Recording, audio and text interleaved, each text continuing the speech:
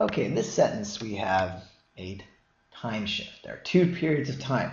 The present, where there is little risk of collision with satellites and debris floating around. And then the second time period, there's what's going on. There are new satellites being launched. So there's greater risk that satellites are going to collide with space debris. Therefore, the environment in the future is likely to be less safe. So that's my own word. Now I look at A, crowded. So it's the opposite. It's going to be more crowded. Invulnerable. Invulnerable means you cannot be hurt at all. And it was never invulnerable. There's still debris floating around in the present.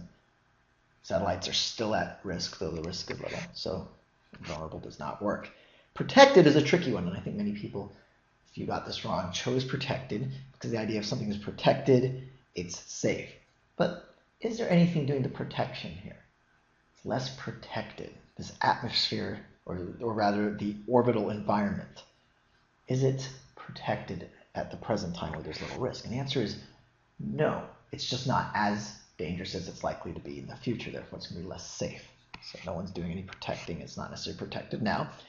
D, polluted. That's the opposite of what we're going for. And finally, benign.